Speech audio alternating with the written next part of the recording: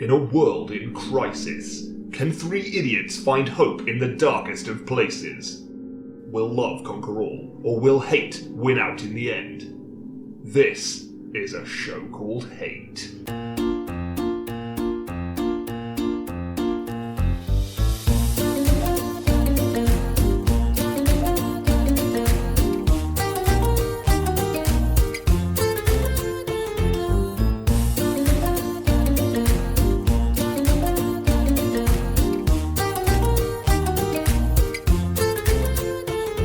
Hello and welcome to A Show Called Hate, a podcast in which we explore love, hate, and everything in between in search of greater meaning and perhaps a little perspective. I'm John.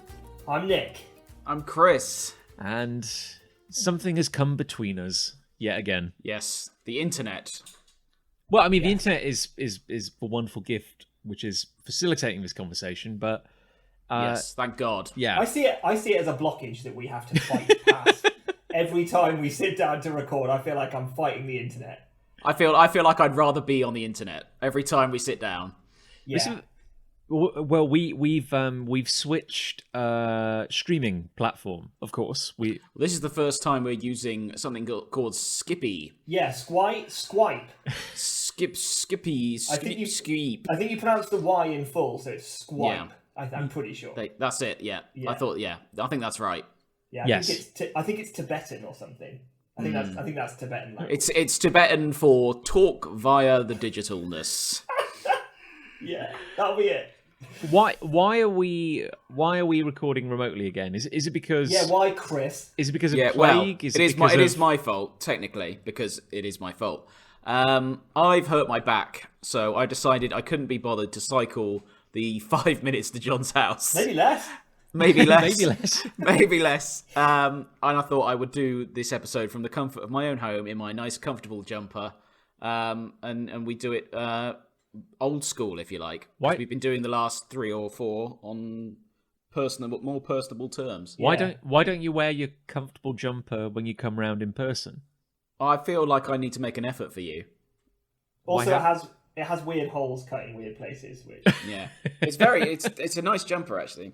It's just great. We're all wearing grey. It's worth pointing out. I'm wearing blue actually. But is that blue? That's the problem with the internet. You can't see colours. There you go. See, we're battling the internet again because of colours now. Yeah, mine is a it's a denim shirt. It's a Canadian tuxedo, as they say, and it's kind of like a grayish blue.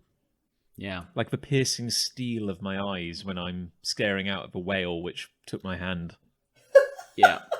That is how they describe grey more often than not. Yeah. A piercing grey. A piercing steel.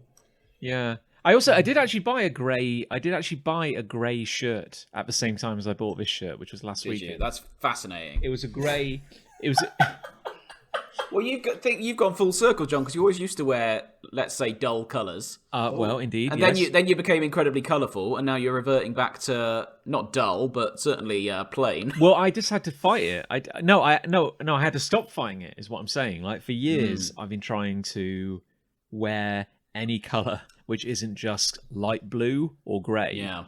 And I eventually was like, well, I don't own enough clothes. I've been living like an absolute tramp for 7 months. I've got to go buy something a little smarter.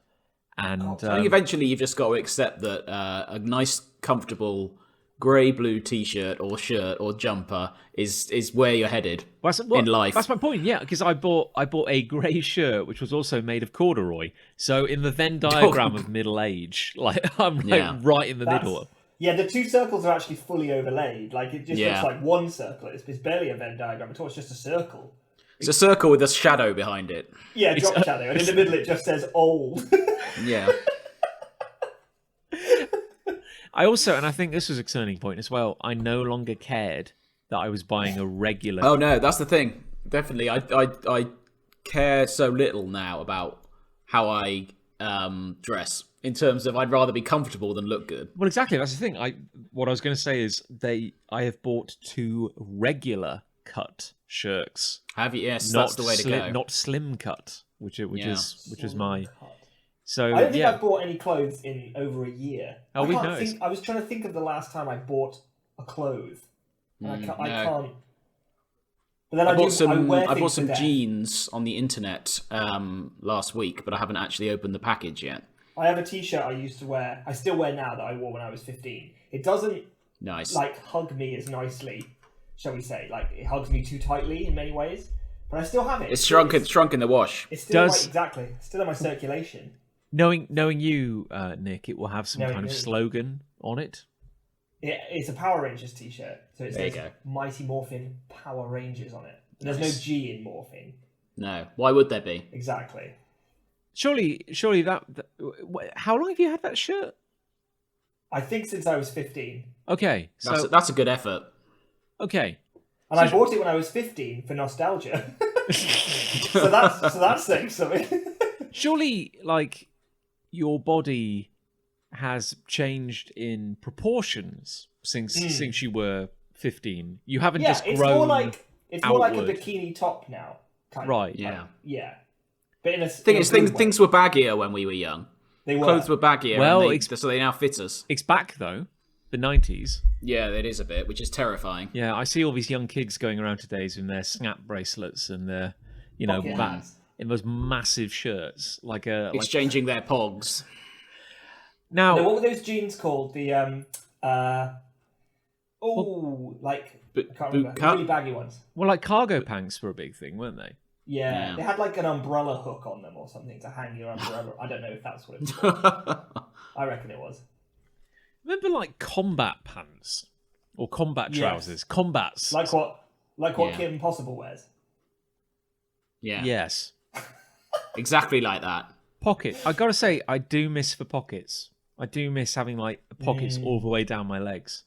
An array of pockets. Where am I supposed to put all my stuff now? Yeah, exactly. In just 2 pockets. If I go down to the field to get conkers, I was going to say conkers. If I can only come back with 2 or 3. Well, it is conker season. How did you reinforce your conkers when you were young?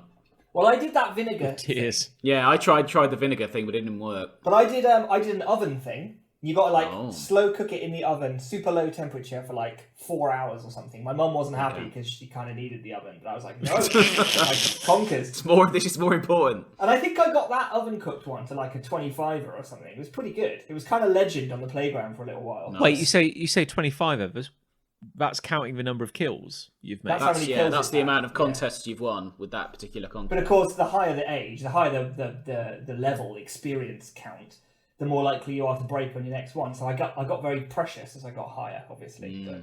God, you see, I was such a pathetic child because it's like as Rayman will attest, terrible at sport. Yeah, I didn't want to say it, but Conkers isn't really a sport, but please go on. You'd think, wouldn't you? You'd think Conker, that's a novelty game at best. I bet John will shine. No, yeah, this is his moment. No, awful. I would class it certainly in the playground as a sport. I think I remember trying to vinegarize a Conker and just ending up with a slightly tangy Conker. I didn't really. Yeah, I don't really know in hindsight what the vinegar would have done to strengthen the Conker. I think it may have been a myth because surely it would break it down. It's a weak acid vinegar. Yeah, I think it made it nice and shiny. But apart from that, that might be it. Yeah, you can prove anything with science, Nick. Sorry, yes, you can. There was another one which was varnishing, but I think that was wouldn't that just make it nice and shiny? Well, you'd have this carapace of clear plastic around the outside of it, almost, wouldn't you? Wait, that seems very illegal. I think that was generally considered to be unfair if you varnished your Conker. Yeah, because you might as well just take a stone and paint it to look like a Conker. I think there was a kid's storybook that did that exact thing. Maybe it was Dennis the Menace or something. I don't know, but I'm sure I've seen an image of a boy painting a stone to look like a Conker. I can see it in my mind. I used to because none of my Conkers were long for this world. I kind of resigned myself to the fact that they were one-hit wonders. So just going to shout. Because you were a rubbish Conkermon master. Wasn't it? Conkers used to be so in demand that everyone would be like, "Oh, I couldn't find any Conkers today." Yeah, now I see them pissing everywhere. I know, and I don't need them now. I needed them then. I keep tripping over them, if anything. Sorry, I interrupted you, John. What were you saying about your bad Conker? Oh, I was just going to say that I had a sack of them one year because I was like, I need some burners, for when one dies, I've got to have another one in reserve. Cannon fodder. And I You know, like a conker, right? It's round and it's shiny, but it's got that little circle on top of like the weird kind of mouldy circle. I didn't like the feel of it. Yeah, I painted, not paint, but like with felt tip pens, I put like patterns on that, like war paint to intimidate. Yes, I remember other kids doing that. Yeah, I didn't ever do that because I didn't want to compromise the natural structure. Yeah, I've never heard of that. No, I'm not saying. I don't think I ever did that. No, I think you were too busy winning. You're too busy. Probably. You were a Conkerjock. Yeah. Conkerjocks. I was a jonker. I was a jonker. Yeah. That's my new IP that I'm going to pitch to Cartoon Network. Conkerjocks. Why? I mean, screw Pokemon. Like screw like. Yeah, exactly. Yeah, like rich roots in Japanese folklore and like the Oni and all these spirits. No. We need good, honest British conkers. Here's the thing. I think a lot of kids' TV shows are desperately trying to find that franchise where their characters, their heroes, can do something incredible, but that the kids can also do it, right? So Beyblade got pretty close, right? In the Beyblades cartoon, they had these spinning tops, and then you could actually buy these spinning tops and you could play them, right? But it wasn't quite the same because in the anime they did all sorts of weird shit. I don't know insult Raymang's understanding, but do we need a bit more context around what the hell a Beyblade you just said a load of words I didn't understand. Okay, I'll break it down. Beyblade is a Japanese kids cartoon show. Sure. About kids that fight with spinning tops. Oh. Okay. And in a way, that's kind of clever from a toy merchandising perspective, because then you could sell, and they did, the spinning tops, and you could be like your favourite spinning top warrior off of the screen. Sure. But the problem is that the spinning tops in the show did a hell of a lot more than your average spinning top at home. Probably. So it was ultimately an incredible disappointment. Indeed, overall, I'd say. Well, it was kind of like falling back into like that Pokemon-y anime kind of trope. It would be like, I'm gonna battle you with my spinning top, and then these two spinning tops. I mean, that would get you beat up on the playground. Absolutely. Come on. But then those two spinning tops would like, cling, cling, like just kind of bounce off each other, and they're like, oh my god, my spinning top is losing courage. I better believe really hard that no gravity and circular motion. Thermodynamics. by which time the kid in the playground has already beaten you up and taken your spinning top. Yeah, and all your conkers. And this is what I'm getting at. You see, is that if you made a cartoon show about kids battling with conkers, kids can actually do that. Conkerjocks. Conkerjocks. Call me Netflix. We should put that together. Weekdays on Cartoon Network. It's Conkerjocks. Straight after Dexter's Laboratory. Before kids. Straight after Johnny Bravo and Dexter's Laboratory. There you go. Yeah, there you go. Conkerjocks. The formula here, though, is that the main character, let's call him like Ash Chestnut or something like that. Brilliant. Ash Chestnut. Okay, so are we saying that the jocks are the conkers themselves? Or are they people? No, I think if you're a Conkerjock, if you wield the power of the conker. Okay. The conker. Do you ever hear a word or a collection of words and just think, I know that's not racist, but it sounds a little racist? That's exactly what I was thinking. I'll be honest with you. Am I allowed to say this? If someone leant out of a car window and screamed Conkerjock at me.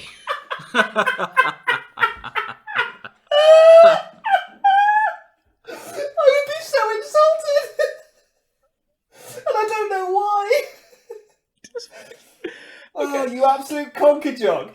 But based on Pokemon logic, the main character, Horse Chestnut, or whatever his name is, brilliant. His first name's Horse. I love it already. Right, this is great. He would have to have an anthropomorphic conker buddy. Yes, who like so are the conkers like conscious, sentient. Well, I mean, I can see where we're going down the path of this, this ideas room, and I don't want to say anything's off the table, but the original brief, guys, was that kids could do the exact same thing that they see on the show. Okay, this is where I don't think we've got much of a show if that's the case. I'm tired of your naysaying, Chris Ray. I want a really boring, down to earth, like really physics led story about boys and girls and conkers and playground battles. That's what I want. What are the pro techniques though? How do you stretch out the drama of a conker battle to like 22 minutes? Good point. Put a bit of spin on it. Do it in really slow motion, but it's just slow one motion. hit. The whole episode is one hit. It builds But up it's to one. just it's in such slow motion. It's one hit, but 1,000 reaction shots. Like everyone's just going. The episode starts with him like beginning to swing the conker, and then in the background it's constantly going in super slow motion. But they montage over the top people's like thoughts and feelings, and maybe this time he'll do it. I don't think he can do it. That sort of thing. And then that drags out for 22-minute runtime, and then bam, impact, end. Yeah. Or you have them imagining what might happen, and that's where you get all the super fantastical stuff. Yeah. And ultimately, like in real life, it's very disappointing. And it's an allegory for growing up. Yeah. Plus, the merchandise then will be on point. But I was going to bring this up actually. I feel the only flaw in what is otherwise, a flawless plan is how do you monetize it? Because conkers literally grow on trees. The strings. It's all about the strings. So we build up some technical aspect in the show about the strings having like bearings in them and like pistons and stuff. But really they're just different colours. And then we just sell conker strings. We sell conker strings for like £5 a string or something. Okay, so no, I'm not against it. We call it like the time travel string or something. Yes, but it doesn't do it. It's just green. The chrono string. The chrono string. Yeah, the chrono string is green. We'll let marketing figure that out. They can do the hard work. Yeah, the pyro string, that's red because of fire. Oh, yeah. There you go. The cryo string is blue. This is writing itself, right? And I will say that the unique feature of the pyro string is that it is very flammable, but I cannot stress enough how flammable each of the strings are. All these strings, it's just the other ones are slightly less flammable, but they are God still willing. very flammable. I mean, the slightest spark. I mean, I cannot stress enough. I mean, a static shock could just like that entire shop would go up in flames. I mean, the green ones. Like, the paint is an accelerant. Like, it actually burns quicker. And the only reason we got it onto the market was that was considered a mercy. Like, we tried to get these strings CE marked, but the certification board just laughed. They just laughed. There's no way that's going to be safe for children, they said. There's no way. The thing is, people are too busy worrying about the fact we're literally selling something that grows on trees to actually investigate the strings. Exactly. And that's how we get away with it. And that's how we get away with it. As long as no one's recording this conversation, oh no! Yeah. Can we just talk very briefly about you brought up Beyblades, and that's an important thing, and that's culturally relevant even now. But definitely, after Rev, I like to think of you as the everyman. Like you're a man of the people, salt of the earth. You ground us. Well, I still have no bloody idea what you're talking about. Okay, so but Pokemon, right? Sure. Cultural phenomenon. Yeah, I know the Pokemon. Even you. The Pokemon. Even you get it. The Pokemon. Like Mr. Ticklemon, Mr. Bumpmon. Uh-oh. Little Miss Sunshine Mon. Yeah. All the Pokemons. Perfect. Yeah, sure. Perfect. Yeah. By Roger Hargreaves. Pokemon. Trainer. Pokemon, right? Massive. Like massive. Global phenomenon rumbles on today. And then all these other companies are like, oh, got to get in on this. What's our Pokemon? How are we going to make it work? And it's actually really weird that the path they took was not, let's come up with our own card game or our own video game, was to go, what do kids in the Victorian era play with? And let's make it action and sci-fi. So I honestly think spinning tops. It's the best. It's the best idea, potentially, of all of these. Because the thing about Pokemon, it's great, but these kids exist in another world where they basically make their pets fight each other equivalently to like an illegal cockfight, right? Yeah. There's nothing really, like, all kids might have a pet at home, like a dog or a cat or whatever, but they can't send that dog or cat into battle. Well. Like, you can't actually, you can't actually do it. And that's why when I remember I first heard about Beyblade, I was like, that's genius. From a marketing and merchandising place, that's genius. But it is just a spinning top, that's the problem. You've got to do a lot of window dressing to make a spinning top exciting. Like I've And never boy, watched. did they. I've never watched Beyblade. I don't know if like the main character's spinning top has got a name or something like that. I don't know. I think it's Spino. almost Spino. I spin you. I'll be totally honest with you at this point. When you said Beyblade, I thought you were talking about a pornographic website. Okay. What? Beyblade. As in laid. Think about how you pronounce it. Beyblade. That's I thought it was something mildly pornographic. amazingly. I've never heard or thought that ever before. See, that's why we're all such different people. It's You know, amazing. every time I think we've run out of things to talk about, like you think to yourself, that may be the first time in human history that anyone has ever said, when you said Beyblade, I thought you meant an erotic website. Yeah. Like, Oh, I don't know. isn't language fascinating? Like, I reckon at least someone listening to this thought that the first time Nick said it. I reckon. Okay, if you did, write in. Someone Email right address. now is listening to this and nodding. Okay. And it's probably me. Well, you are nodding right now. I'm nodding whilst listening to this, yes. Yeah. Can we take a moment just to remember, if Beyblade is the first among runners up compared to Pokemon, Sure. can we just take a moment to honour the other shitty Beyblade rip-offs which didn't do half as well? Yeah, if you can think or know of any. Well, I don't know. wonder. Rayman, I apologise. You've lived. I'm not going to know any. You're a well-adjusted 30-something man. There's no way you should know this. But after spinning tops, if you were like, what other playground toy could I turn into a Japanese anime franchise? What would you run with?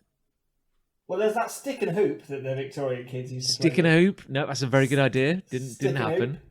The hoop could be alive. It could be called Hoop Chan, and you could beat it. No. What was the one?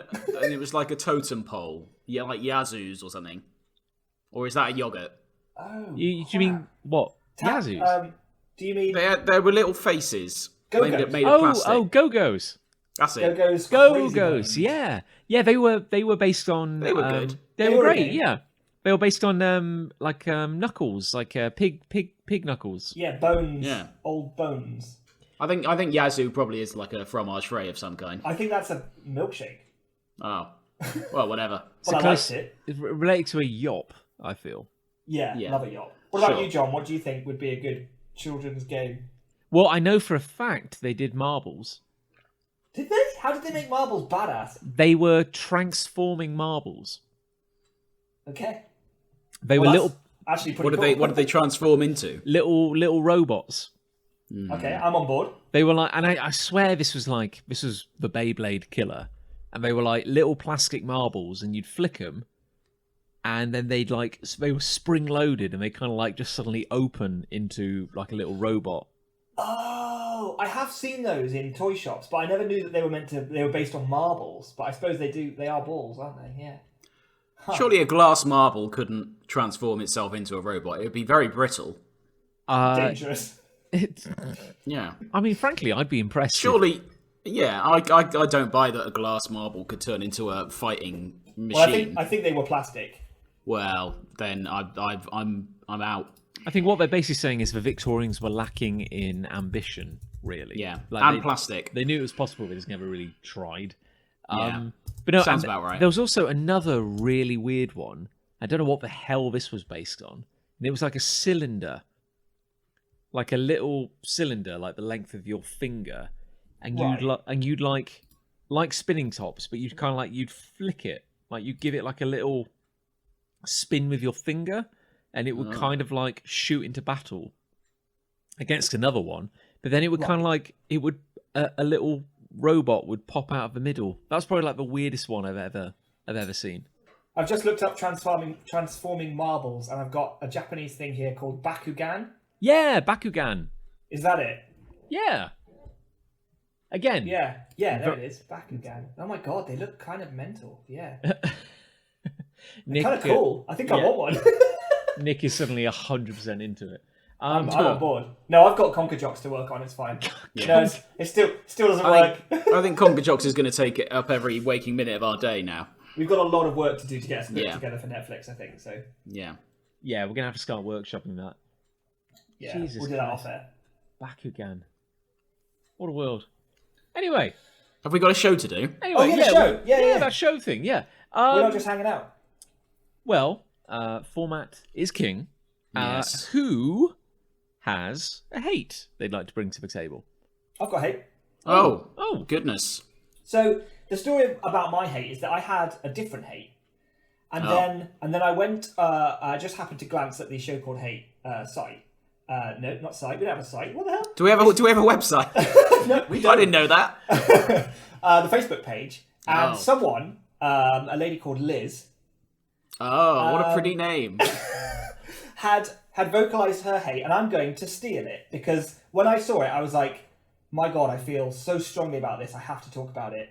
And I'm amazed it hadn't made it into the top level. So Liz, I hope you understand that I'm honouring your hate by elevating it. I think you'll agree it's elevation. I'm just glad a man could finally step in and take credit for something a woman did. Exactly. Just finally, you know. It's about time, isn't it? It's about Am I right, It's about fellas? time. So Liz, I'm a white male, aged 18 to 35. Everybody listens to what I say. and you will now, so sit down. Liz very rightly pointed out, and I'm sure we've all seen them, the ads on the internet for this 3D printing pen. Oh, yes. And I saw this video when it was being posted by this particular listener, because I happened to be next to them at the time. Oh, really? You know her? I know her, yeah, I do know What a small world. It's unbelievable, isn't it? That's crazy. And yes, I've watched this video. I'd never heard of it before that, though. I'd never heard of a 3D pen before that. But I think they were made or invented quite a while ago, like a good few years ago. But they've only started advertising them in this certain way now, which is to sort of suggest a myriad of near impossible things that this pen is capable of. And it's just so hard to believe that any of them are even slightly true. It's ridiculous. It's absolutely ridiculous. The main issue I had was that they broke a perfectly good version of what it already was in order to make it out of the 3D pen. Yep. Like, they broke a pair of glasses. Yep. They what pop the else? lenses out of glasses, and Yeah. then they use the pen to write a new frame for the glasses, which Okay. looks arguably shitter than the It did look glasses did shitter. before. Definitely it did. I've not seen this ad. I think I know the product you're talking about, but just let's boil it down in the simplest terms. What is this product? So Well, it looks- I don't know how you can talk about a 3D pen in terms of a description when the title of it literally describes what it is. The thing is, I'm holding a 3D pen. Oh. like right now. He's right. That looks right, like a of course. pencil. Well, it's a pencil, Right. yeah. But my point is, It's three-dimensional, I'm touching it. It's real. Okay. and it exists in three axes. Well, all right. The ink that comes out of this pen is 3-dimensional.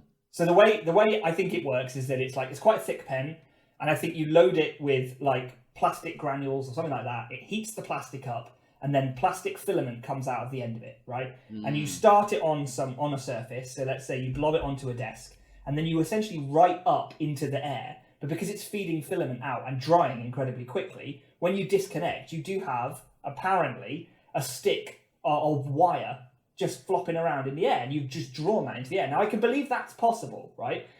But there's one where so the video consists of all the ways you can use this amazing 3D printing pen, right? And one of them is cut a watermelon in half and flap it down onto a desk. Oh, yeah. On the cut side down, right? So you've just got a dome now sticking up on your desk. Okay. And then you use the pen to draw arcs over the top of this watermelon. And it shows accelerated film, but this must take 4 to 5 hours of doing this because you have to do millions of them until you've created a dome of plastic around this watermelon. And then you apparently just lift that off, and now you've got a cool hat. But everything in that film looked shit. Looks so shit. It looks like it's come out of a plastic mould that's gone wrong in a factory. That's what it looks like. It looks like it's been semi-melted. Looks like a reject. There's one where there's like a wooden chair, and the chair breaks in a sort of comedy scene, and the middle section's missing. So there's just the frame where the seat would normally sit in the chair. Well, you can't use that anymore. Can't use that chair. That's not- The chair's that's not- not a working chair. You'd think so. You'll just have to eat it like everyone else. Oh no, wait. you could draw a few strands across the chair one That's a way lie. and the other way, and then she just sits down in it. That's a And it's lie. like there's no way it's strong enough to hold that. I've not seen the ad. I don't know the product. That is a lie.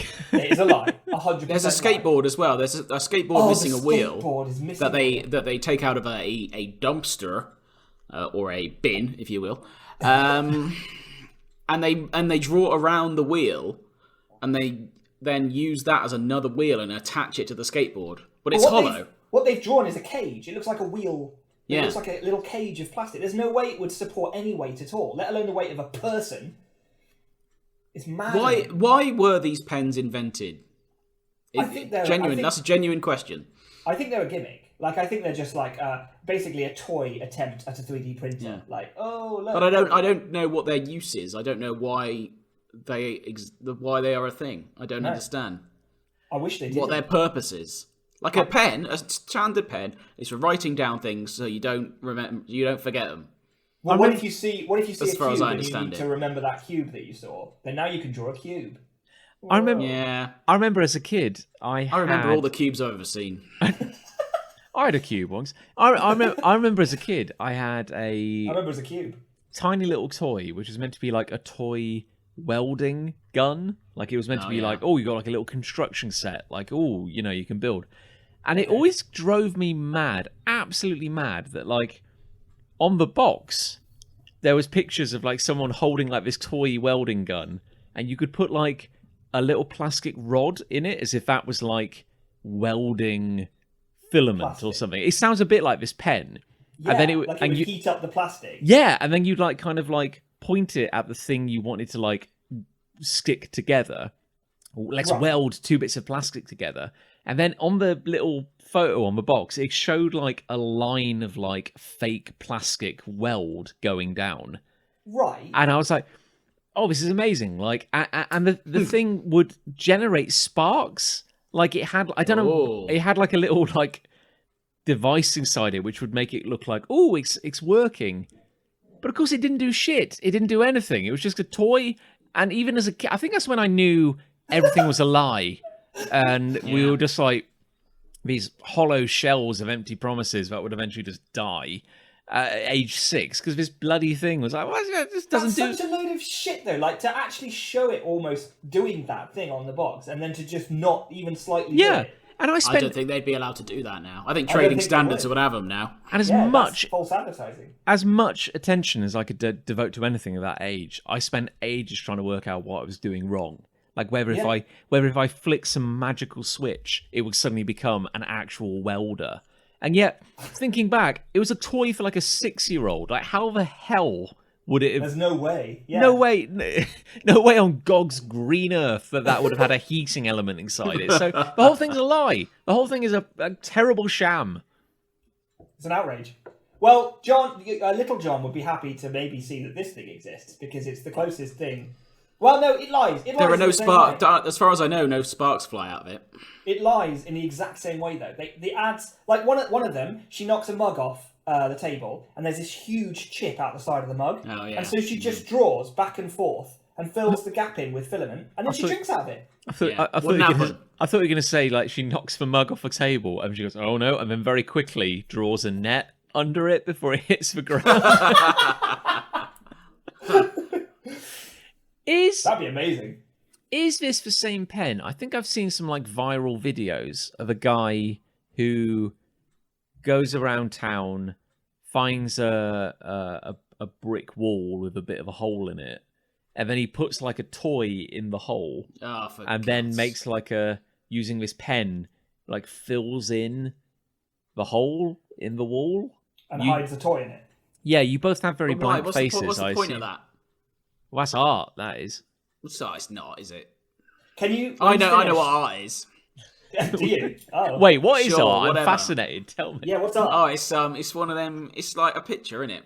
Oh, okay. What It's about like sculpture? when someone draws a picture and it looks good, isn't it? In it. What about sculpture? No, That's not art. That's not art. Cool. no. You could just put something in a mold, couldn't you? I guess you could. You've got Job me there. done. Plaster of Paris in a mold. Well, that's what you used to do. Like a mug. You used to kind of put stuff in a mold. Now you draw it with a pen. Yeah, exactly. Yeah, Done. yeah. Yeah. People who And used to use clay look like bloody idiots now. The amount of plastic this thing must go through is honestly, it's an outrage. Is a 3D pen? Is this the equivalent of those gummy lip sweets, where it's kind of like the sweet with 101 uses? It's like, one, a hilarious substitute for your own lips. Keep going. 2, oh, excuse me, I'm needed in the basement. So what is your hate in particular? Simply that it exists? No, I don't mind that it exists. I think when it was first invented all those years ago when I first saw it, it was very much marketed as a toy and it was a novelty and you just mess around with it. Maybe draw a stick man or draw a cube or whatever. And it was like, oh, fun for 20 minutes. One of those forgettable toys. But now they're being marketed as genuine tools or like things that problem solve that can actually help you, but in ways that are so unbelievable. And I think it's the lie. I don't mind the product itself, that it exists. That's fine. It's the lying nature in how it's presented. Like one of them, he's lost one of his shoes, right? So he draws. Oh God! He draws over a shoe, so he creates a hollow casing essentially of a shoe, and then he puts that on his other foot and goes out. Yeah. What the hell? Like no, and it looks really bad as well. Like you see it close up, as if they think that it actually looks great and that they want to show you it in high fidelity because look how awesome this fucking thing is. And it looks how a child would draw a shoe in real life. But yeah, extant in reality. It's horrid. It's horrid. The lies are horrid. Can you think of a good use of it? Like say you had one. You just had one in your pocket at all times. Because I'm struggling. So if I'm out on the street or something?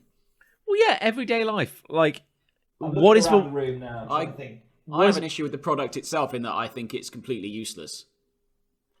I don't see how it would help me or anyone ever. It just sounds I don't think I can be any clearer than that.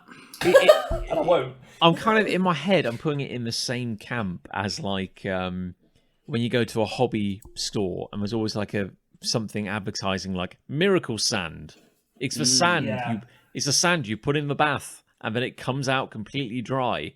And that's always like, oh, that'll be fun for little Timmy. Let's get him that. He'll get hours of fun out of it. Like this is the thing. But isn't barely that just 1 sand? hour. Well, no, because it's like you put.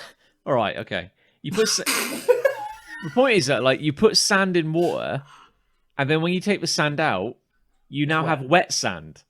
This is a magical hydrophobic. Oh, so it's instant drying sand. Yeah, basically, yeah. Okay, fine. I mean, I have played with miracle sand, and it is kind of like, oh, that's cool.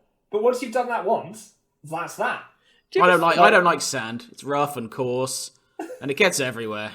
Thing is, I'm not a religious man, but I do wonder if the adjective miracle is maybe thrown around a bit too liberally nowadays. Like sand that dries itself is quite impressive. Is it miraculous in a biblical sense? No, probably Has the not. Lord stepped in?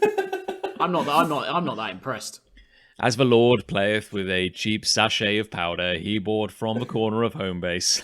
Lo, he dunked his hand into the bathtub, and it was dry, and it was good.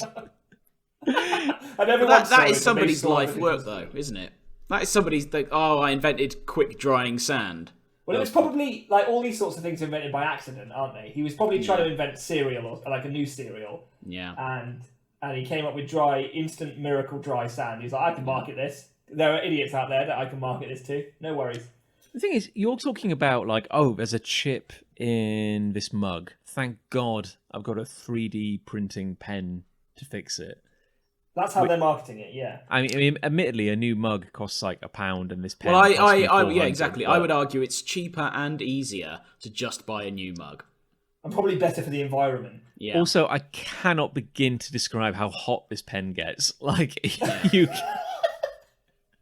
It gets hotter than our pyro string, okay? Like, but there's absolutely no way it would work. There's no way it would work more than once, and that's only if you don't touch any of the plastic with the tea. There's a guy who this isn't a joke, no word of a lie. There's a guy on the internet who has repaired a sink using Weetabix. Yes, I've seen. Oh, that. I see. Yeah. I've seen that. Yeah. Yeah. And the people use like dry noodles to repair toilets and things like that. Although to be fair to both of those, the noodles and the Weetabix, they use a lot of other materials as well. They use a lot of a 3D cement. There's a huge amount of glue in there. There's a huge amount of varnish and polyfiller, and by then all the noodles has gone. Yeah. If anything, they use more products than they would if they didn't use the noodles.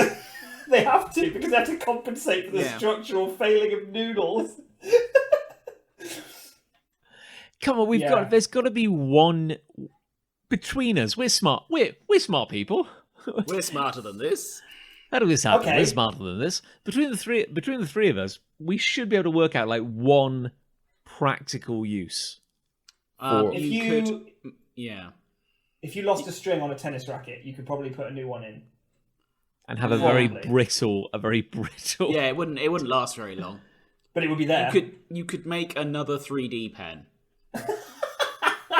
Well, you're getting into some big questions about technology there. Like, thank you. What if you have a 3D printer that prints a 3D printer?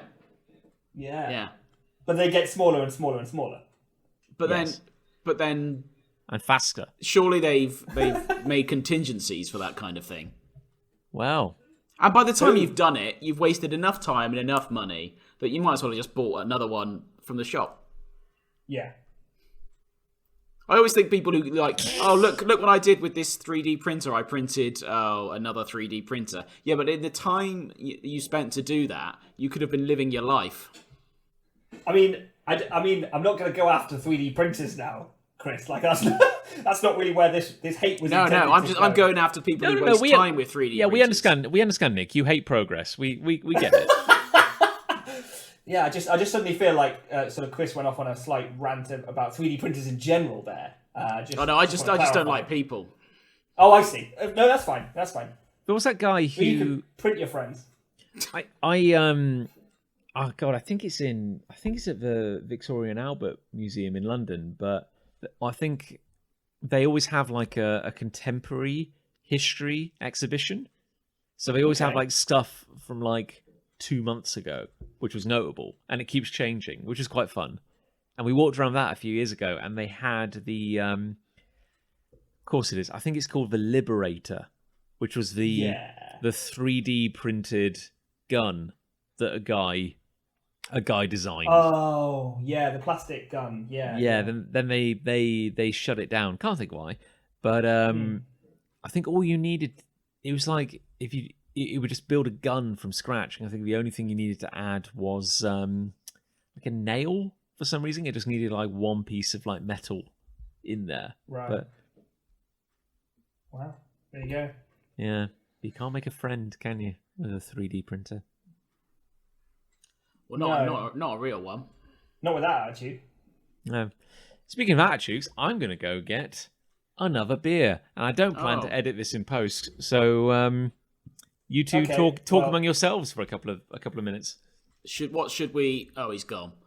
Should we move on to the next hate, or should we continue slagging off people who use 3D related items? How complicated is your hate? Not very. John, okay, I say you start on that, and then John has to catch up. John can catch up, and we won't tell him what I'm actually talking about. We'll go from there. Yeah, that'll be a fun game. Okay, fine. So you remember when we used to be allowed out of our houses? Yes. Vaguely. I think. Vaguely. It's a distant memory. Distant memory. And we were able to go to musical concerts and gigs. And that kind of thing. Yes. And when we were at those musical concerts and gigs, the act we were watching used to go, "Hey, everybody, put your hands up. Put your hands up." That is my hate. You hate that? What did I miss? I hate it when you're at a gig and the musician you've gone to see tells you what to do. I've not paid to be here to be bossed around by the likes of you. So everybody put your hands up. Everybody on my left scream. Everybody on my right scream. Don't tell me what to do or how to have fun. I'm come to watch you, not have to do stuff myself. Yeah, this is your job to entertain me. Why do I have to do things? Why am I doing the work? But also, this from a man who has gone on record as saying he doesn't like music. Correct. So not only so we've established you don't like music, and you don't like music. You don't like being told how to enjoy music in a group setting. Exactly. I don't like the organised and structured fun around that. It's like when they hold the mic out. I was about to say that. I've not come to hear these people sing. No. I've come to hear you sing. So these people are much worse, I think, overall. Yeah, much. Especially on average, much worse. Yeah, overall, and definitely in volume, much. I mean, scientifically, they're worse.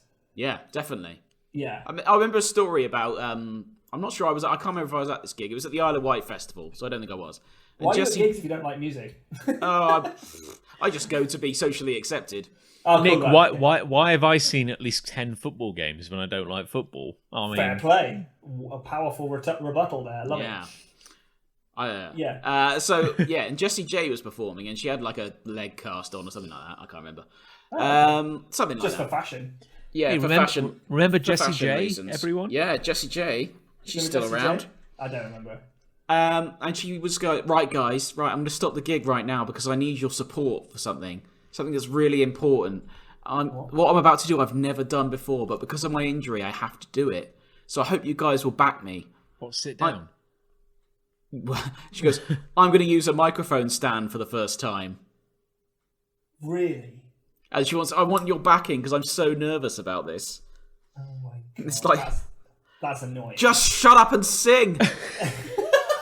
That was you from a mile back in the crowd. Yeah, it probably would have been me, but I feel like I can't remember who it was, but someone told me that story, and I just thought that's exactly what I hate about that kind of thing. That I turn up, I pay my money, and then they tell me to sing to them, or they tell me to put my hands up so they can enjoy it more. They're trying to involve you, Chris. I don't want to be involved. I've not come to be involved in something. I've come to watch this person live so I can be socially accepted and pretend I like music to people who don't know me better. How would you feel if, when you went to a gig, and I want you to really think about this and answer this truly and honestly. Okay, fine. If everyone in the crowd just stood stock still and just stared at the stage and just listened. I think I'd feel all right about that. Like you can applaud after a song. Yeah, not excessively. Like cheer after a song. Go, oh, that was good, jolly good. Oh, excellent work. But I've not come here to hear Dave from Huddersfield sing. No, sure. I don't want to hear Dave. Okay, he's really bad. Actually, and I've not come to be told to put my hands in the air like I just don't care, because I do care. Yeah. It's kind of. Have you ever? If I want to put my hands in the air, I'll do it because I want to do it, not because someone is telling me to do it. I'll do it because I care. Plus, I'm also endangering my hands because that's flight path of birds up there. So potentially, I do really care about that. I could rip a muscle. Yeah. Putting my hands in the air. Have you ever just gotten so caught up in the moment that you find yourself kind of doing it anyway, despite your better judgment? No, because I think I look like a pillock if I put my hands in the air. What's good about that? Well, yeah, but I'll do it now. I'm going to do it while I'm talking. It hurts my shoulder. I've put my hands in the air at a gig. I've done a bit of just pumping one arm, yeah, man. It's not for me. I'll do it because I'm doing it because I want to, though. I'm not doing it because someone's told me to. There you go. I'm doing it because I want to. Well, that's the difference. You should be able to do what you want to do at gigs. You shouldn't have to just celebrate. And he goes, "Oh, everybody on my right sing, everybody on my left sing, everyone in the middle," and then you have to try and beat someone in the middle section, and it's like, oh, why have we brought a competitive element? So what should just be a basic watch and go home? Okay if it happens spontaneously? Like if you moved by, I don't know, the Lord and Savior, you want to start, waving your arms around. Sure. That's okay. I feel like that's okay because I've made the choice to do it. Yeah. You're on your own. You pay your money, it takes your choice. But if you're the only person doing it, if someone else spontaneously felt that's the urge, that's okay. So if say Ed Sheeran goes, guys, I'm going to play my new single, it's called Emotionless Husk, and he just goes, right, I want everyone to put their hands in the air for this one. Why should I? I want you all to clap along to the beat. Let's get this going. Woo! No, clap. I don't want to. Clap. Come on, Chris. Also, I can see you're not clapping. You're the only one out there who's not clapping. Yeah, Come on, Chris. that's fine. I'd be like, no, I'm all right. Come on, Chris. No, guys, get a spotlight on him. Guys, he's not clapping. I'll be like, music no, I'm music all right. cuts out. Stop the music. Stop the music. No, I don't give a shit. I don't give a fuck. Stop the music. So, hey man, what's your fucking problem? All right. Everyone's having a good time. But does that not just make me look weak-willed if I then give in to this peer pressure? You'd be like, all right, mate, chill out. I'd just be like, no, I'll go home then. Maybe you better had. Good. And then they all, everyone in silence. They do not restart the gig until you've left the building. Okay. They wait until you're completely out the door, and then Well, that's fine. Right. Well, everyone would be filming it on their mobiles anyway, because that's. And what you'd be a happens at viral gigs. sensation then. You'd be a viral sensation. Yeah, they'd be like, man guy who refuses didn't clap. to clap in rhythm. From stage. It's kind of the power of the crowd can be quite kind of hypnotic though. You can get kind of swept up in this stuff despite your better judgment. Definitely. At uni, I remember there was this club. I can't remember what the club was called, but on Monday night it was called Zanzibar. That was like the big, grimy night that everyone would go to. And I remember one night the Venga Boys played. Nearly died. There was a mosh at the Venga Boys. Amazing. And I know it's on the tip of your tongue. No, I don't believe any of the Venga Boys were the original boys. I think. I think they had some new stand-in boys. And also Timmy Mallet did a night. Okay. Remember Timmy Mallet, everyone? I remember Timmy Mallet. Yes, I do remember. I remember his mallet more clearly than I remember him. I used to have a cuddly mallet from Timmy Mallet. Yeah. So Timmy Mallet, to anyone who's not familiar, and frankly to anyone who is familiar with him, because it requires explaining, he was an entertainer. Yeah, he was a what's it called? Variety act, let's say. Yeah, let's say that. And he, thinking back, he was very popular with young children, but he was kind of like a 30, 40-year-old kind of like balding guy who just ran around with a pink cuddly hammer and hit people. Yeah, pretty much. Yeah. Yeah, pretty much. Yeah. So anyway, so Timmy Mallet, whose heyday is charitably behind him, is clearly 14 years ago is doing the university circuit. Yeah, he's hitting all these grimy little clubs. And, it's like some warm-up DJ, and it's like, it's 11 p.m. on a Monday, and out comes Timmy Mallet. It's like, yeah, and everyone's just like losing their fucking minds for Timmy Mallet at 11 p.m. on a Monday in Leicester. And everyone's going like, yeah, fucking Timmy Mallet. And he comes out. These were the days, weren't they? These are the days, and he's doing all the hits. He's doing the theme tune to his show. I don't know that. He's doing Itsy Bitsy Eeny Weeny Yellow Polka Dot Bikini. And God knows he'll do it again before the night's over because he's only got like 2 songs. And he goes like, "Way!" And he goes, "Right, everyone." He goes, I want all the ladies in the house. Oh yeah. To lower one strap on their top. And we're like, ooh.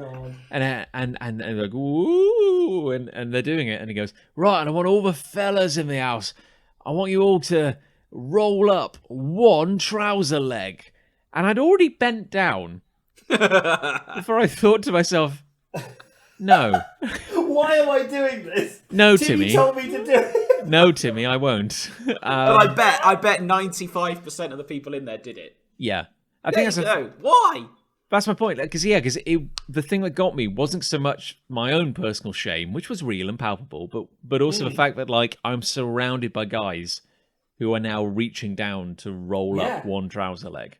It's the power. It's the power of the crowd, as you say. I was at a gig. I went to see the ska band Goldfinger, who were like a band I loved as a kid, and they were playing at Glastonbury, and I was now an older man, and I thought, hey. That'll be a fun bit of nostalgia. I'll go see Goldfinger again. And I know, see it the first time, actually. I'd never seen him before.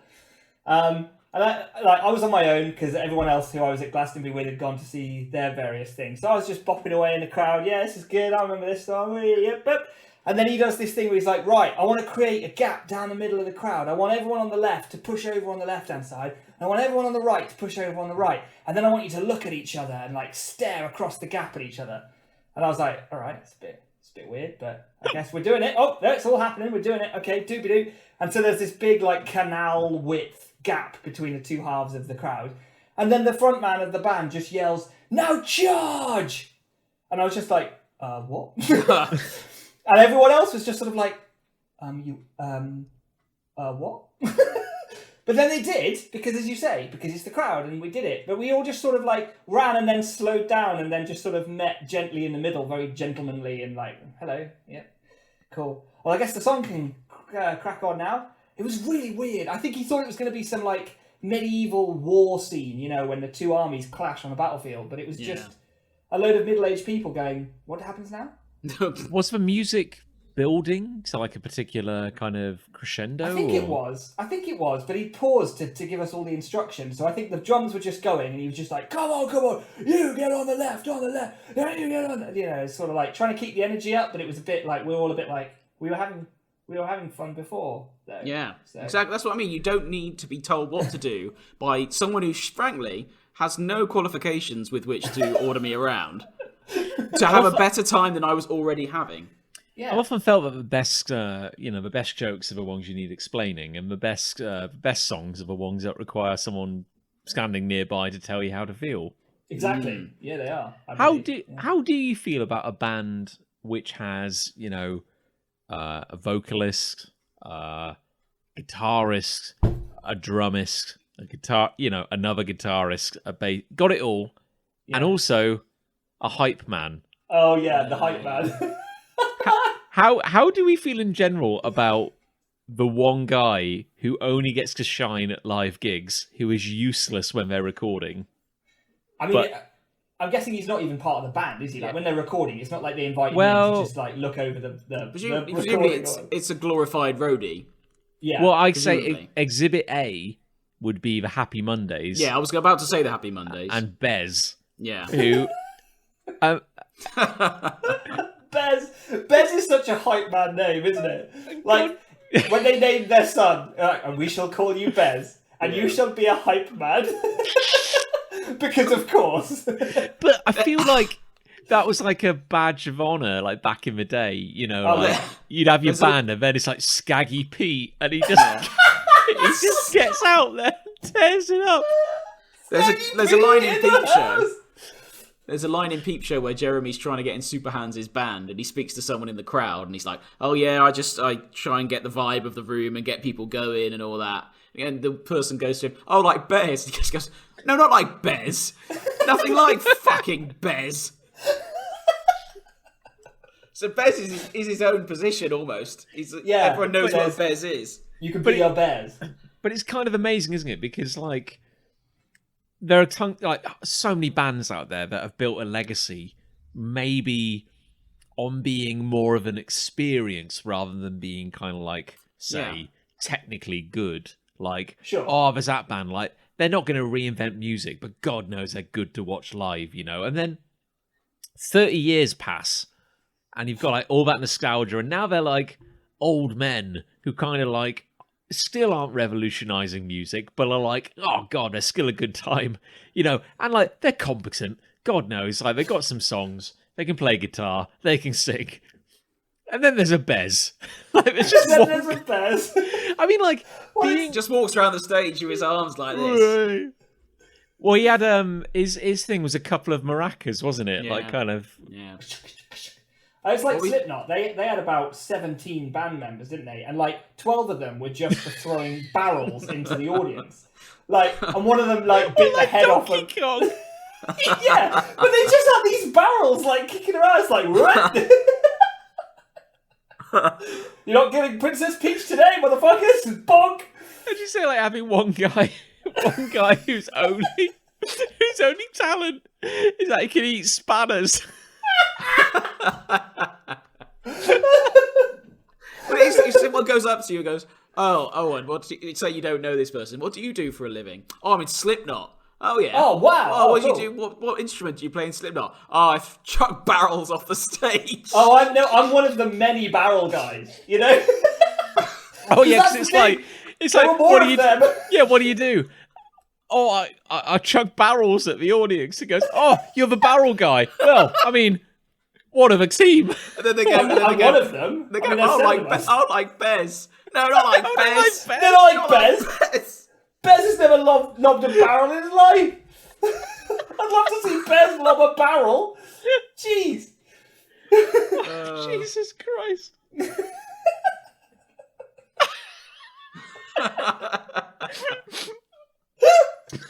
Oh no. I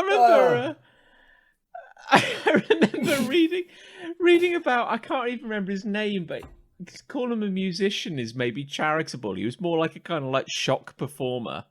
And he'd come on at like 2 a.m, like these all night kind of raves where it's like, oh, the crowd's getting a bit, you know, they're zoning out a bit. We've got to wake them up again. Yeah. And he didn't do music. He just come on stage and like hammer nails into himself. What? It gets the people going. Whoa! I remember like reading this review of his gig and then an interview with him afterwards. He said he'd come on stage, he'd like nailed a plank of wood to his hand, and the crowd took against him and started like storming the stage. And it ended with him fighting off the crowd with an angle grinder. just covered in blood, and it's like smash cut to the pub. I think I went well. Get back! Get back, you savages! God, I wish I had some barrels. My point is, overall, Yeah, I don't mind summarize. what you do at a gig. I just don't want to be told how to enjoy what you're doing. Fair enough. For future reference, please, artists. Okay. I've got a hate. Oh, Go on then, John. Very well. I hate I hate twee supermarket novels about growing up in the old days. And I think the root of this problem can be laid at the door of Call the Midwife. Oh yeah. Okay. Yeah. Okay. Yeah. Never watched it. I understand it's a pretty popular BBC show. Is that correct? It's on the BBC. I've never watched it either, for the record. Okay, so it's about a simpler time when good, honest people had good, honest jobs. And we were at war. Yeah, and even though everyone was better off in the middle of the war. I mean, things were simpler back then. I mean, I know you could die at any minute from polio or, you know, a bomb. You knew how many eggs you get every week, assuming the ship came in. Assuming you didn't lose the little book of paper vouchers, which maintained your right to have basic food. And as long as you didn't wrong Jerry, who lives up the road, then you'll survive. You'll see through a week. Don't wrong Jerry, though. But it's like, on the one hand, it's like, okay, it's an accurate, semi-accurate, okay, kind of accurate portrayal of like life in a different time, and like we all like a bit of nostalgia. We all like a bit of, ooh, wasn't life different back then? Oh, it's so interesting. But then it's wrapped up in this, for lack of a better word, just twee bullshit, which just makes it so kind of like cute and like, this is so cuddly. It was all so lovely back then, and they had hardships, but they all came together in the end. And it feels inherently a British thing. Yes, and I'm sure lots of other countries maybe have their own like version of this, and we just maybe don't see it because we're not as like familiar with their culture or whatever. But it does feel, certainly the twee aspect of it, and they're like, dig for victory and pull together, and hard times, and everywhere was uphill, and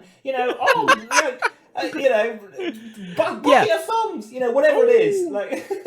but this is my thing, like, okay, so but if one person did this, and I think Call the Midwife is based on a book. based on a book. Sure. But then, of course, you get the law of extrapolating financial returns, where it's something like, oh, we need another book, and then it's like, call the bin man. So it's like then it's like, call the midwife, and then it's like, call the midwife again, and then it's like, call the midwife, we need her, and then it will be like a midwife Christmas, or like, and then finally the last one is too many midwives. I'm not even pregnant. Stop the midwives! Stop them! I know it's just like the midwives are taking over. I feel like back in the day, we talk about like airport books, so it'd be kind of like, you've got to catch a flight in a few minutes. What's the nearest piece of shit I can just grab to read? And it would be very, very stereotyped, and it would be like, for the men, it's like Action Point, and it's like SAS agent Darryl Thrust has got 2 minutes to save the Prime Minister using only a rope ladder and his ingenuity, and then it's Darryl Thrust is a great name. Darryl Thrust. But then but then it'd be like, and for the ladies, and it would be like, a gentleman inquires, and it would be like Penelope Carmichael's Mysteries. Yeah, it would be like. It would be like, a bit of romance and a bit of intrigue. Intrigue. And it's like the unbuttoned tuxedo. That's the thing. But then it's like, okay, if there's one Dirk Thrust book, and there's one like the gentleman's. It was Darryl Thrust. If there's one Darryl Thrust book, yes. And then there's the Cummerbund Mysteries or something like that, like fine. Classic. But then every opportunistic bastard out there goes, oh, I smell a quick buck. I'm going to write one, and I'm going to write one, and I'm going to write one. And before you know it, you have an entire row, an entire aisle in Tesco's, which is nothing but shit. Is nothing but like the literature section of Tesco's. It's just 101 versions of the same damn story, where the plot is always... weren't things better back then? Like, we all had rickets, but god damn it, it was so simple. We were so vitamin deficient, but everyone was mucking together. And everyone I swear... was happy because nobody was on medication.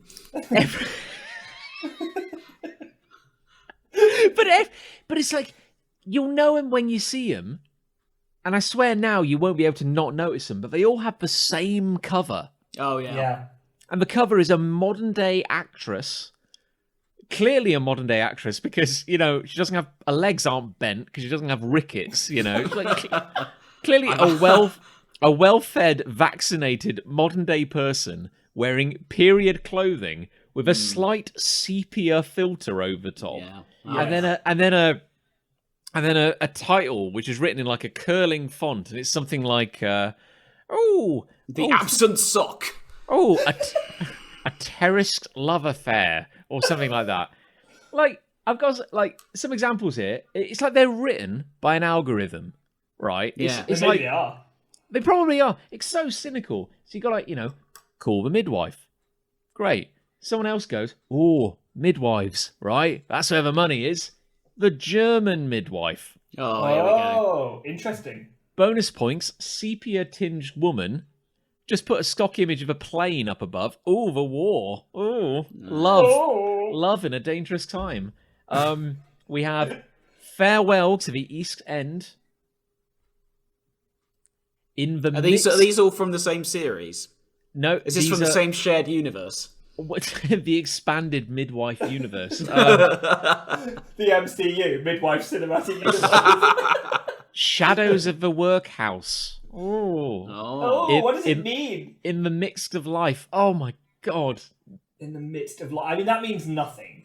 I'm surprised there isn't just one called The Good Old Days. The Secret Messenger, a novel. The Silent Woman, also a novel. By a complete... I'm looking at the covers now. That doesn't sound like a good book. If you're silent. You'll just have to trust me. I'm looking at 3 book covers now. We've got The Secret Messenger, The Silent Woman, and The Berlin Girl. They are all by different authors, and they all have pretty much the exact same cover, Yeah. which is a sepia-tinged woman with her back to the camera walking into a black and white photo of a bygone age. Yeah. Oh, God. Yeah, I agree with you. It's garbage. A Woman's War by S. Block. In the darkest days, comma, they'll find their greatest strength. Oh, that does sound like it was written by an algorithm. Yeah. The Wartime Sisters. Oh, that's one. There's one. Yeah. Surely, thing is, I would imagine, listening to the titles of these books, that they've already been written many years ago, rather than being written recently. Yeah, no, I mean, you know I'd imagine these are encroaching on copyrights from many years ago. In many ways, they say that there are only 7 stories, and that any story that's written is one of those. But in this, they take it to another level, and it's like they literally just do write the same story over and over again. Yes, I would maintain that maybe nobody on the planet has read all of these books, and that there might actually only be 7 novels, and they're just changing the title, doing Find and Replace. If you remember, way back, I did a hate, which was similar to this, but not the same, where I talked about novels that I found on Amazon that were like cheap, kind of semi-fantasy, semi-erotic novels about werewolves and vampires and women falling in love with them and everything. And there was an acronym which was something like HEG, which was Happy Ending Guaranteed.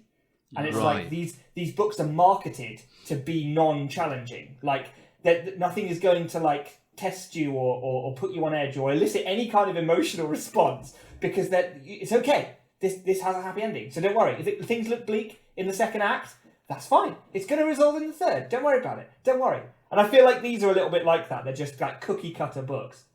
That's the thing. Yeah, exactly. And I don't want to be the guy who's going like, you can't enjoy them. You're not allowed to enjoy them. I just mean that's what people at gigs say to me. Is that right? You're not allowed to enjoy this book. I don't. Now put your hands in the air. With the book. Yeah. I find it incredibly cynical. Because somebody did it once, and then 400 people copied them. Yeah. And then the thing is, you just need a hook. Like anything where you can embed. So if you're like, okay, I want a nice little Bunsen burner. I want like a series which is going to make me money for years to come. On the reg. Yeah, what's the hook? What's the thing that keeps it going? Midwife. Midwife. That's the thing. That's your hook. And the question should always be, can you inevitably put the word Christmas into the title? Yeah. And then you can do a Christmas one as maybe book 4 or 5 in the series. Yeah. So it's like Christmas Wartime Sisters.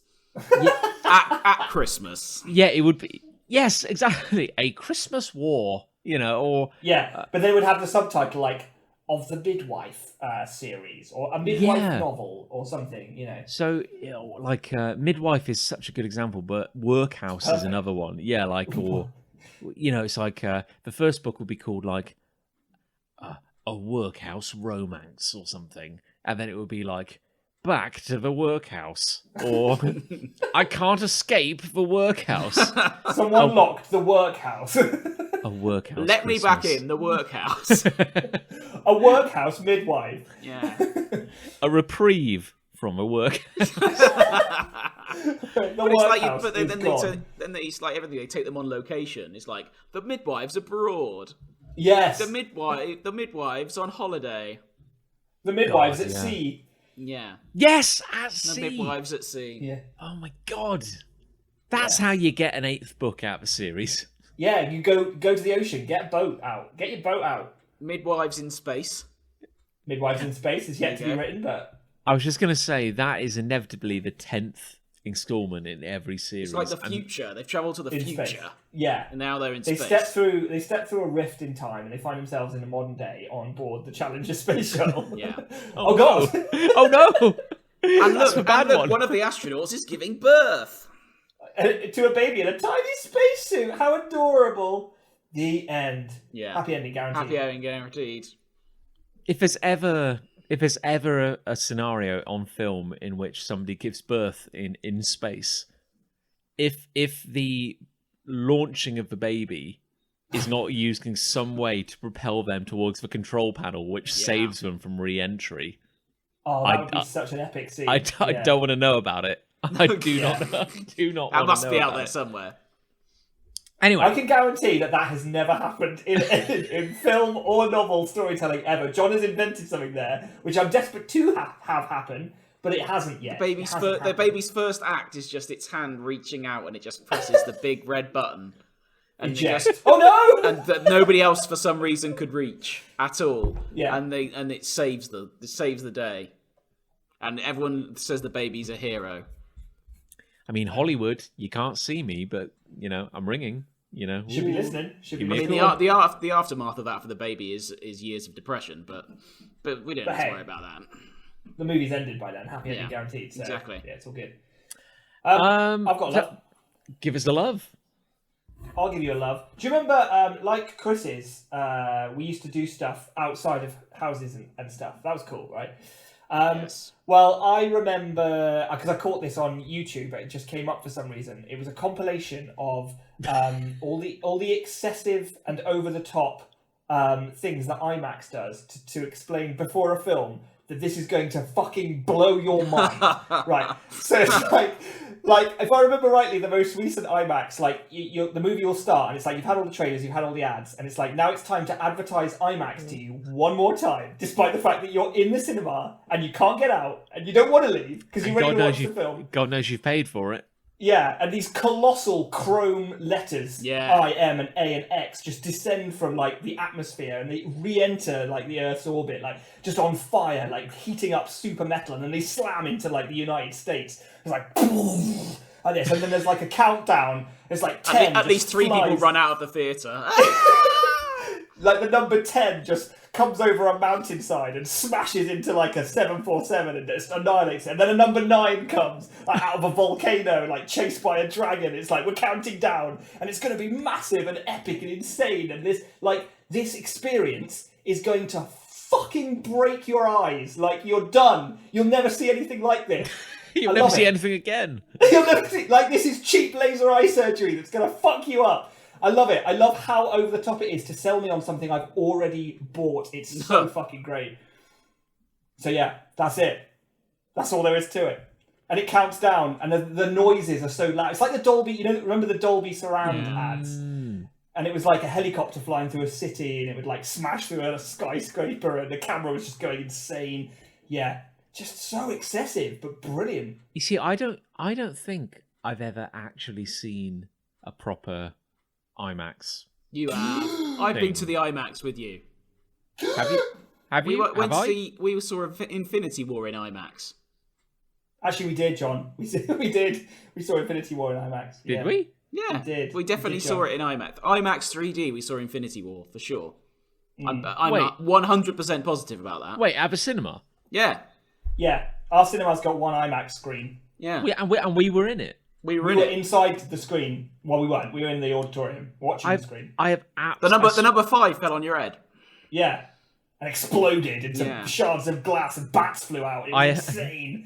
And Christopher Nolan walked up and punched me in the face. Yeah. He opened his mouth and the Inception horn just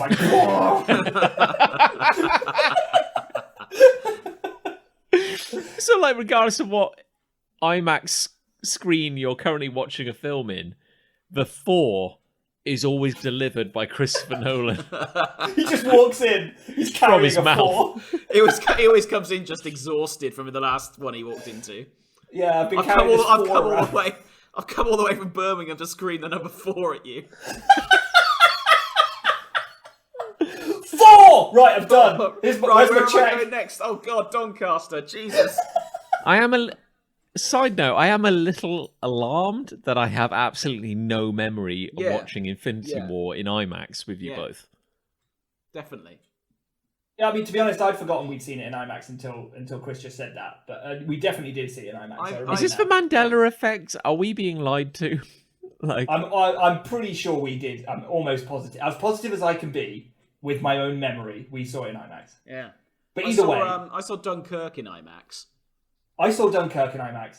Yes. That was very good. We were in the same screening, but we didn't realise we were there. That's and right. we saw each I other remember afterwards. now. We were like, oh, hello. That was But good, wasn't it? Yes. that was ridiculous in terms of immersion. I do love an IMAX, but I love being shouted at by IMAX even more. Yeah. It's excellent. I love being in the screen next to the IMAX and feeling, hearing, and occasionally smelling the IMAX coming through the wall next to me. Well, even better is being next to the 4DX screen, the one that literally does what it can to hurt you physically with punches. It's such a crock of shit. Like, I've never been to a 4DX. I don't think I ever will either. Oh, I have. Cinema and television have been around long enough where the human brain can clearly cope with seeing images on a 2D screen. It's like, I don't get it. The picture's moving, but I'm not in it. But I'm not. It's not real. I can't enjoy this fiction at all. I don't know. Yeah, I don't know where these companies feel like we're lacking in immersion, and that they have to keep adding what they think is more immersion. Like, it's fine. When I'm watching a film, I forget about my job. I forget I'm a human being. Thing is, I don't actually want to feel like I'm being shot at. That's the difference. I like to watch films, but I don't actually want to sit there thinking, "Fucking hell, am I being shot at here?" Like there's a gunfight on screen, and there's like an attendant in the corner with a BB gun. Just yeah, exactly. Where does it end? Christopher Nolan. Where does it end? It's Christopher Nolan screaming, "4! He's back! Bang bang! Four. When you're walking home after the screening, you go, "Yeah, that was all right. I don't think it was worth." Oh God, he's back! Just sprinting down the high street, carrying BB a gun, chrome 4. screaming 4, BB gun in hand. Yeah, well, it's a job. I remember seeing Iron Man 2. The Iron Man. The Iron Man. Iron Men. Steve Ironman. The Iron Bros. On an IMAX screen, but it wasn't IMAX. Oh, okay. How disappointing. Because it has to be filmed in IMAX to give you the full IMAX experience. Yeah, I think it does. Yeah. So we went to see Iron Man 2, but it was just big. Like just big Iron Man. It was just big. It was just a really big screen. Rock. Perfectly enjoyable, but just like, big. There you go. Shall I give you my love? Go on. Yeah, go on. My love is encountering strange people on holiday. Okay. Okay. Or more accurately, sort of overhearing and chatting to them, knowing that there will be no long-term repercussions. So they're people from your country that you've met in another country? Not necessarily. Oh, okay. So I'm talking. So I'll give you I've got a few examples. My first one is in New York. Oy. So as soon as we arrived in New York, we got herded onto this little shuttle bus that would drop us off at various points around New York at our hotels. We'd never met any of these people before. They weren't on our flight or anything. And we were just waiting for the last people to get on. And this sort of, not old, but let's say late 60s, woman in the late 60s gets on. And she started chatting, and I helped her get onto the bus and whatever. Took her walking stick. And I wish I hadn't stolen it now, but there you go. And we got talking. Her name was Margaret DeBender, and she was from Virginia. That's a fake name. Yeah, well, that's what she claimed anyway. Margaret Fakeston. So my name is Margaret Fakeston. Wink. Fakeston Wink. It's hyphenated. Yeah. And she started talking about, we were like, oh, how was your flight from Virginia? Blah, blah, blah. She goes, oh, well, I slept for the whole flight from Virginia. She said she used to be a nurse, and she'd had access to these drugs that knocked her out. Wow. But she was like, oh yeah, so I take these drugs just before I get on a flight, and then I'm just asleep for the whole flight, and I wake up, and they're non-addictive, and they're absolutely 100%. And she falls asleep mid-conversation. Oh my god, that's fantastic! And we must have been on this bus for a half an hour, maybe 40 minutes. She fell asleep during mid-conversation each time about 6 times. No side effects. And then just woke up and carried on the conversation. What? Really? Yeah, how crazy. much long later? Like a few minutes later? Probably about 90 seconds to 2 minutes later, she would just wake up and carry on like where she'd left off. This is the best thing you've ever said. Yeah. It was so weird. I kept looking at Liz going, I don't know, should I just carry on, or should I talk about what I was actually talking about, or go back to where I was? in the moments when she was awake, did she have like a handful of pills, and was she kind of like just? She wasn't at the time. She wasn't shoveling pills into her mouth like Tic Tacs. No, at the time, anyway. I mean, there was one in Canada when we were on a boat, John, going to Vancouver Island, and we were waiting in a queue for our lunch. Yeah. The guy in front of us, the woman behind the counter went, "Oh, hi there. How can I help you?" And the guy, honest to God, just yelled, "Soup!" And that was it. That was the whole conversation. Didn't miss a beat. Yeah. Didn't miss a beat. And honestly, you talk about moments that define your life. Like we still talk about that quite regularly. We still like God. That was 2007 or 8. Yeah. So just a man yelling the word "soup" into the face of a customer assistant. You're still talking about him to this day. Like he has he no could be idea. anywhere. He has no idea. I mean, I suspect he's not around anymore. To be honest, the age he was, but you never know. And his heavy reliance on soup. I mean, that's not a man in the prime of life. I remember getting a bus from Vancouver when I lived in Canada. Getting a bus from Vancouver to a little town in literally the arse end of nowhere called Penticton. Just miles out. It was a long journey. It was like an 8-hour bus journey. And I remember getting stuck next to this guy on the way back. I mean, you talk about the joy of meeting strange and wonderful people, but I think he was just so happy to have someone to talk to. And he was talking about like, oh yeah, back in the day I used to organise parties, he's like, I used to get what the clients needed. You know what I mean? You know what I mean? Hey, girls, girls. You know what I mean? It's girls and drugs, but you know what I mean? Yeah, I do it. Yeah, I was like, oh great, yeah, cool, nice. Yeah, do you want a wine gum? Yeah, it's cool. No, yeah, well, no worries. So sorry, no, I'm just gonna put the headphones in. Don't mind me. Yeah. And then we didn't talk for 7.5 hours because, God help me, that was enough. The reason I sort of thought about it was because we were away over the last weekend before the country locks down again, and we were on a barge. We went on a barge just for a little boat trip, and there were these two elderly ladies on there. I'm talking ancient. Okay. And they were just chatting away, oblivious to everyone who was pretty much just eavesdropping on their conversation. Just going, oh yes, well, I don't know. I think I'd like to be buried in a willow casket because that's what cricket bats are made out of, and they're very strong. And then the other friend was going to, well, I might like to be cremated because it's supposed to be better for the environment. Oh, is that a heron? And the conversation went on like this for about an hour and a half, and everyone on this barge was just laughing, listening to them. So it made me think about the impact of just listening to and talking to strangers when you're in the most random of places. It's quite good fun sometimes. I'm fairly certain on multiple episodes your hate has just been people. Yeah, it's nice to have a change of pace and say I do love people sometimes.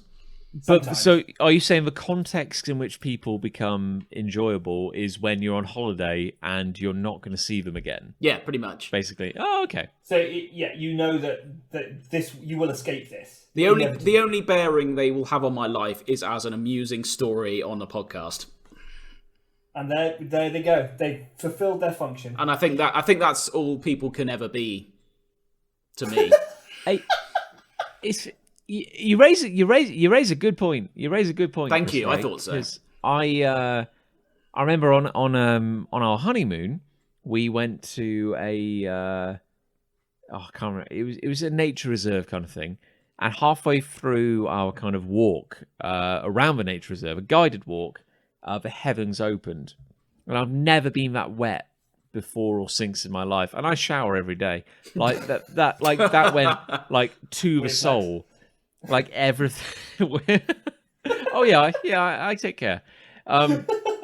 Absolutely drenched, and afterwards, kind of like trying to dry off in the kind of public toilets in the gift shop sort of thing.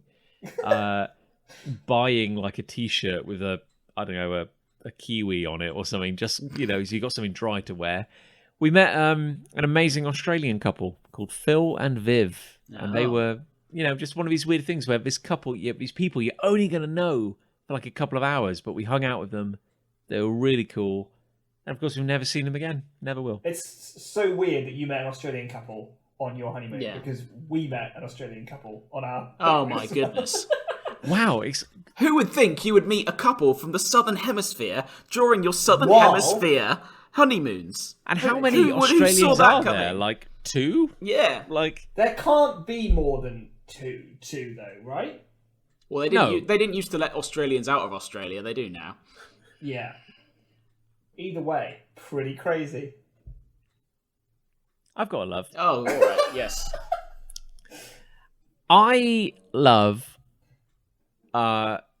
computers that play chess and associated games and the shenanigans that arise as a result. Do computers get up to many shenanigans? Well, let me tell you. Okay. So for a long time, it was seen as like a real measure of artificial intelligence, whether a computer could beat a human at a game, like a board game.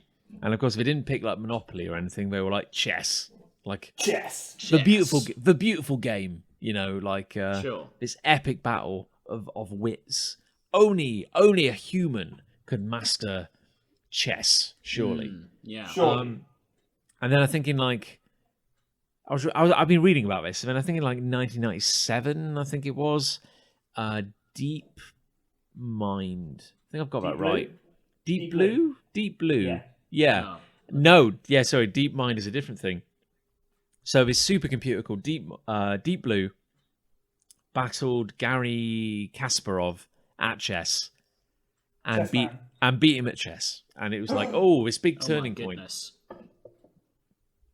Well, the thing that's really cool is they reckon that chess isn't actually that complex enough to be a true test. And there's a ancient Chinese game called Go. Oh yeah.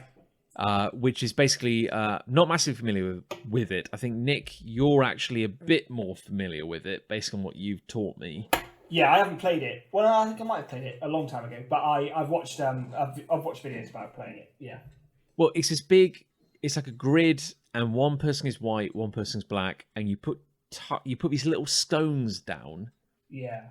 They look exactly the same. There's no like different pieces like in chess. No, one at a time, and you're trying to like enclose bits of the board in your color. Claim territory, as it were. Okay. Anyway, like it's basically like there's more combinations of pieces on the board than there are stars in the universe. Like it is infinitely complex. So, anyway, there is an amazing documentary on YouTube. You can go and watch it for free. It's on YouTube. It's great. It's called AlphaGo, and it's about this computer program called AlphaGo, which was built to play Go, and it's about, this is like from 2017, like it's quite recently, but it's about this computer program called AlphaGo fighting the South Korean champion of Go. And it's like, and you think like, oh, it's just Go, who cares about Go? A lot of people care about Go in China and South Korea. Like, it is massive. And it's such a good documentary because like they have this, he's like the hero. He's called like Lee Sedong, I think his name is, and he's like a 9th Dan Go champion. Nice. And he's like 30 or like late 20s or something. Unassuming looking guy, speaks very, very, very softly, like speaks very gently. But he's like this Go genius, and he's a national hero. He's like, I don't know, David Beckham or that Rooney fellow or something. Yeah. Like, what are they? Yeah, just like what, like just a superstar, an absolute superstar. And it's this big televised event that he's going to fight AlphaGo, and beforehand he's like, oh my God, yeah, like, this will be so easy. He goes, I cannot imagine that a computer program will put up a fight. This will just be... He was trash talking a computer. He's trash talking the computer. I mean, you got to think about what you're doing there. Yeah, and it's the best of 5 games. It's the best of 5 games, and this is being like televised across China and South Korea. Business is stop cars. Yeah, no, you joke, but they're playing it on big screens on the side of skyscrapers, and people are watching it. Oh my God! And they're like, "Yeah, this is going to be easy, absolutely easy." And the AlphaGo kicks his ass. Yeah, take that. In the first game, like AlphaGo destroys him, and it is literally as high stakes as the Premier League. Like, it's not even close. Like, it just annihilates him. And then it's like big press conferences, and they're like, and he's apologizing to the country, saying like, I failed you. And it's such a good documentary. I don't want to give too much away because he goes back and he kind of like he's best out of 5 and everything, but it's just so it's just so good. Like, and you're following like the team who built the program, so they're kind of like the heroes of the documentary. But then after a while they're kind of like, wow, we also feel a little bad because we thought this would be close, and we're actually kind of just just smashing him to bits, destroying him, and he's like the best player on the planet. But okay, I'm full on spoilers, but like he does something amazing at one point. Like he's getting his ass kicked, but he does this one thing which kind of causes AlphaGo to go crazy. Like AlphaGo cannot compute. Why was I programmed to feel pain? And AlphaGo can't handle it. And in the control room where they've got AlphaGo on all these computers, and they're like, "Oh wow! Like, did it break? Did something go wrong? How did he get ahead of it?" And they're like, "No, he didn't." The thing is, like, AlphaGo is programmed to predict like 1,000 different moves that people might make, and to like respond to them. And, oh my God. But the fact is, they're like, it can see every possibility, but it doesn't. But then it knows, like, well, this is most likely, and this is impossible. And it's like, he made the one move which AlphaGo had said was a 1 in 10,000 move. He basically did something kind of stupid and unpredictable just to throw it off. Well, it was kind of brilliant what he did, but like AlphaGo was like, that is such a random, crazy move that nobody would really do it, so I'm not going to plan for it. And he did it, and it's kind of amazing. It's like humanity versus something which is infinitely smarter than it, and it's just. I just love it. It's just so cool. That's so cool. That's very cool. It's a really good documentary. You should watch it. It's an hour and a half. Maybe it does sort of potentially. This is the story they'll tell when we're living, in the desert wasteland and the robots have the cities now. And they'll be like, "Do you remember when we invented AlphaGo? That was a fuck up, wasn't it?" Oh. You mean Supreme Leader AlphaGo? sorry, sir. Sorry. And life would be much, much easier if we'd been able to save even some of the children. Anyway, games of Go. Anyway, yes. I'm sorry. Massive digression, but that is my love. It's on very YouTube. Good. Go watch it. AlphaGo. It's it's more fun than I've made it sound. It's a good documentary. I think you're being harsh on yourself. Yeah, absolutely. Anyway, what do we think won? Love or hate? I forgot what my hate was. Oh no, I remember now. It's been such a memorable episode. That fucking pen. I'm gonna go for hate. I'm going to be controversial and go for love. Actually, okay. I have a lightness of spirit. I might surprise you here. Oh yeah, and go for love. I think. Just because I still speak about Margaret DeBender, and I wonder what she's up to. You only met her last week. Yeah. No, Margaret DeBender was New York. That was 2 years ago. Oh, I'm sorry. Yeah. And I enjoyed the sound of Computer versus Man, The Road to Victory. So They were. I did it also very much enjoy the loves, but it's just that fucking pen. Sorry, it's fine. Everything's under control. Yeah, it's going to be fine. And then whatever Nick's love was. What was Nick's love? IMAX intro. Oh yeah, I like IMAX. There you go. And just think, Nick, if you had one of those pens right now, you could build a very small and lonely tower on which to die on. Okay. Nice.